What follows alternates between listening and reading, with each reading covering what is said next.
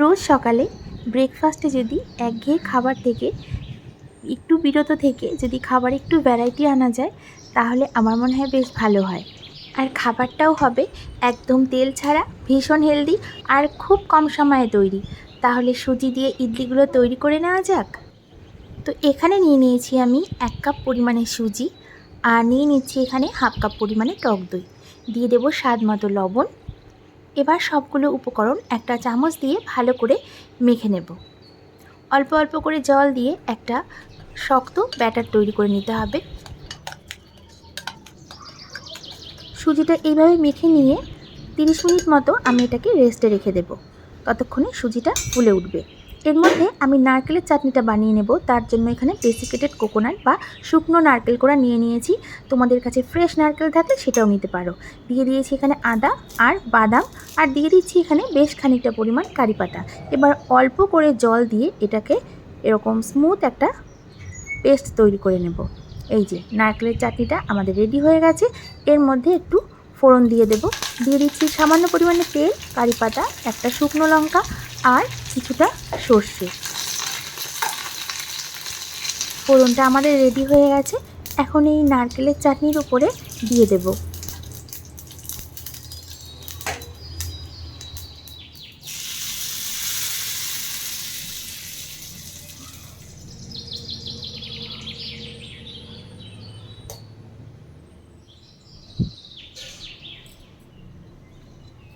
তিরিশ মিনিট হয়ে গেছে।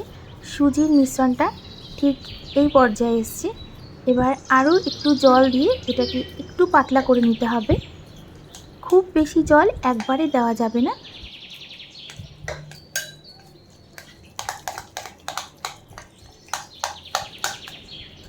এটা একদিকে রেখে দিই। এবার আমি যে স্টিমারের মোল্ডগুলো নিয়েছি সেগুলোতে একটু তেল দিয়ে দিচ্ছি, যাতে করে এটা সহজেই ডিমোল্ড করা যায়। এরপরে সুজির মিশ্রণটার মধ্যে খুব সামান্য পরিমাণে দিয়ে দেব খাবার সোডা। দিয়ে ভালো করে একটু একই ডাইরেকশানে ঘুরিয়ে নিতে হবে। খাবার সোডাটা আগে দেওয়া যাবে না, যখন তৈরি করব তখনই দিতে হবে। এই যে আমাদের এটা একদম তৈরি। এবার এই মোল্ডের মধ্যে খুব অল্প পরিমাণে মানে 1 চামচ মতো দিয়ে দিতে হবে, কারণ এটা যখন স্টিম হবে তখন এটা কিন্তু ফুলে উঠবে। তাই জন্য অল্প অল্প পরিমাণে ব্যাটারটা দিতে হবে।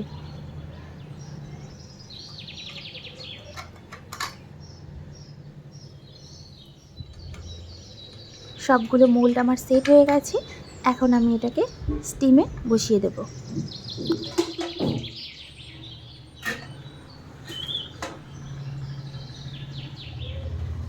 খুব বেশি সময় লাগবে না, মাত্র 15 মিনিট লাগবে।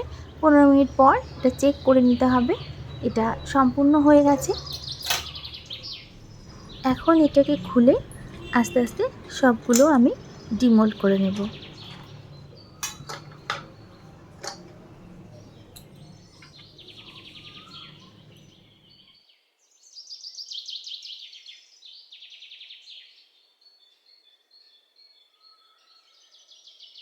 এই যে এরকম তৈরি হয়েছে, জালিদার, স্পঞ্জি আর একদম সফট, যেটা মুখে দিলেই মিলিয়ে যাবে।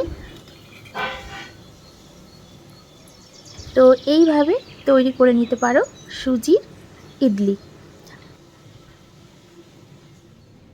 এটা এইভাবেও সার্ভ করা যায়, কিন্তু আমি একটু ট্র্যাডিশনালভাবে সার্ভ করতে চেয়েছি। তো এর জন্য আমি কলা পাতায় এটা সুন্দর করে সাজিয়ে দিচ্ছি। এবার দিচ্ছি নারকেলের চাটনি। আসলে কি হয়, যে কোনো খাবার যদি পরিবেশনটা সুন্দরভাবে করা যায় তাহলে খাবারের কিন্তু মানে যে একটা আগ্রহ সেটা কিন্তু দ্বিগুণ বেড়ে যায়। তো এরকম হয়েছে, দেখতেই পাচ্ছ কতটা সফট এবং স্পঞ্জি, আর কোনো রকম ঝামেলা নেই। তো এটা সকালবেলা তৈরি করে খাওয়া যেতে পারে।